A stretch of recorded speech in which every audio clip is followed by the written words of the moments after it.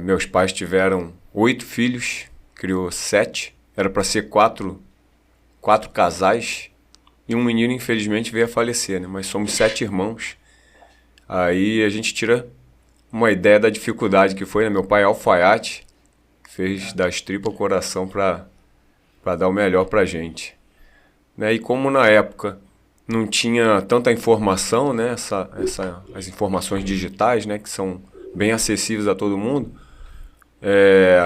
o que dava para a gente pegar ali para fazer, com a pouca informação que a gente tinha, era através do Folha Dirigida, né? Saía, se eu não me engano, uma vez por semana.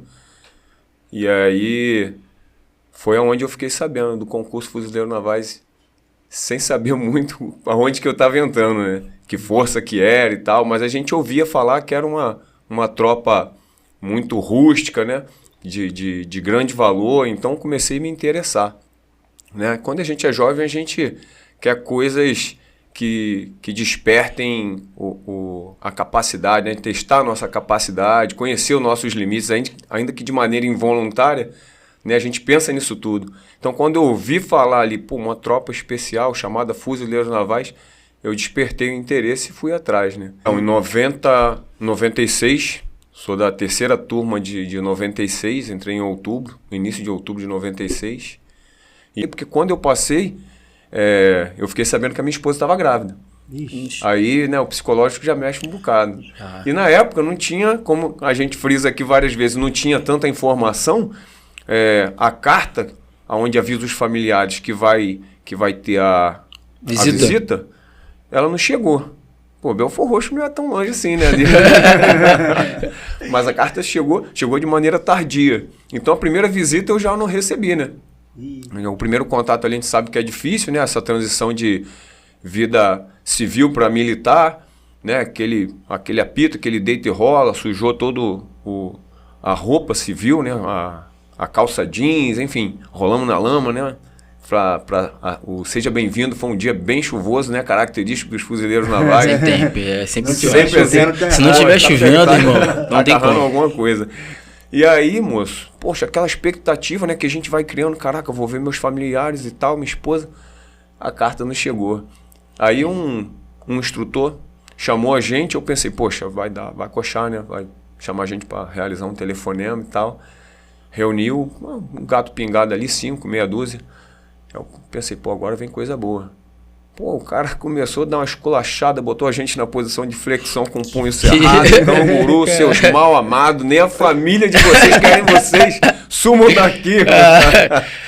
Foi constrangedor, né, cara? Então, assim, na visita do senhor... Não, a primeira... Ninguém. A primeira, ninguém, moço. O pessoal tentou se compadecer, não, fica aqui comigo e tal, mas você quer a tua família, né? Não é igual, né? Eu com a minha esposa grávida, e eu ficava temeroso, e aí, pode, não pode, vem, não vem? Mas aí, camarada, não era um controle nosso, né? A realidade é que eu queria que ela tivesse lá para eu ver, para dar um abraço. Mas aí, caraca, foi o primeiro impacto, né? Mas a gente que já passa dificuldades na vida, a gente vai criando uma casca, né, e tal, superação, vai criando uma resiliência, mesmo que de forma involuntária, né, inconsciente, você vai se tornando uma pessoa resiliente, né, aprendendo a suportar a fadiga, o desconforto, que é o que a gente tanto ouve, né, e a gente leva esse aprendizado para as nossas vidas. Né. Na época não tinha muitos jogos digitais, então a gente jogava um futebol, quem gostava, eu sempre gostei de corrida, né. Eu trouxe na cabeça para frisar, porque eu tive um amigo lá no Toneleiro, o Romão, que ele corria descalço. E eu lembrei da minha juventude, que quando eu praticava uma corrida, eu fazia descalço também. Eu não tinha tênis. Então, eu tinha um pai de um camarada e uns outros amigos da nossa idade que a gente efetuava as corridas e eu ia descalço.